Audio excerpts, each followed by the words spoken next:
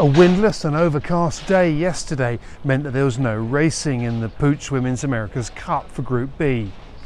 This meant that today, Tuesday, was now a double bill, as both A and B groups fought it out to see who would be in the top three in each group to make it through to the semi-finals.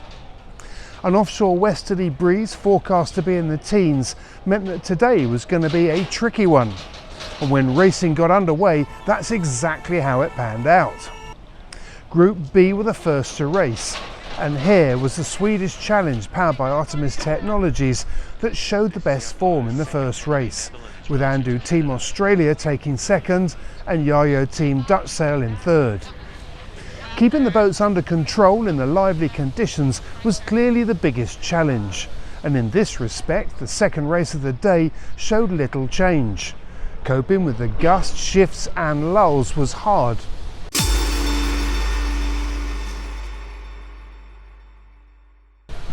What did change in this race was a more confident performance by Sail Team Barcelona, who secured a second to the Swedes, while in third it was the Dutch.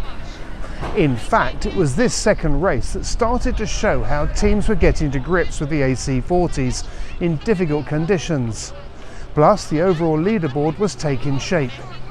The Swedes were leading, with the Dutch just behind. The tightest battle was between Team Barcelona and Team Australia, who were a point apart as they fought for the third spot.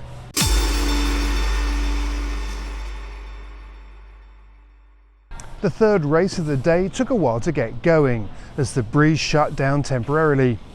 But after the race committee abandoned this one and restarted it, there was a familiar pattern at the front of the fleet, with the Dutch and the Swedes leading the charge.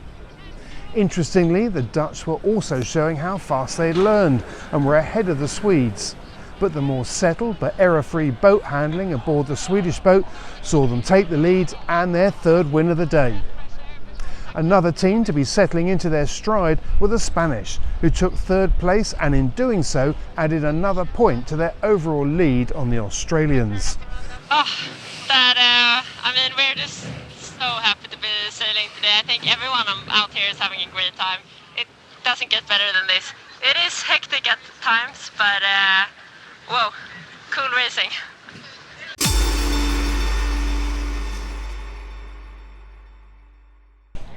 The fourth and final race of the day delivered the same result among the top four teams and secured the Swedes, the Dutch and the Spanish with places in the semi-final on Thursday. And sadly, that was the end of racing for today. Damage to the Canadian boat earlier in the day had resulted in the AC40 needing an overnight repair. Tomorrow's forecast looks pretty lively at 20 to 30 knots and a big sea state to go with it. So, to ensure that the British Athena Pathway team who share this boat with the Canadians were able to race, Group A has been postponed until Thursday.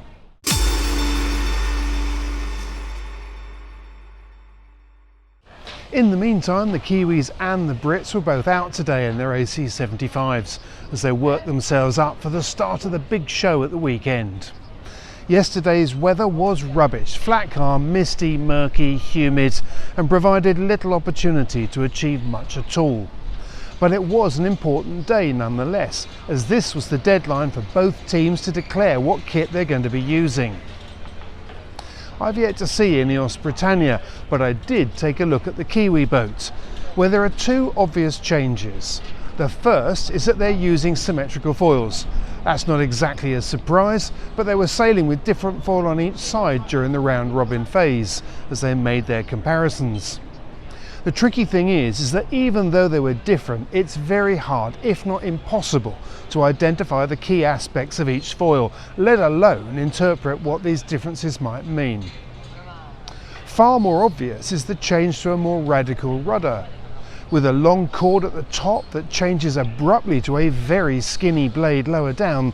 This is the most extreme rudder I've seen across the fleet. Given the pressure in the pre-start and the number of times that teams have lost a rudder here or through a manoeuvre, this is going to be very interesting to watch when the pair line up. The other slight change has been a return to towing the boat in and out by having the support boat in reverse.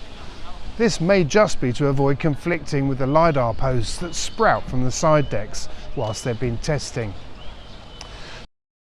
So, given the fruity forecast, I'd be surprised if we see either team head out tomorrow, although there might be a possibility in the morning. Either way, we'll keep you posted. See you then.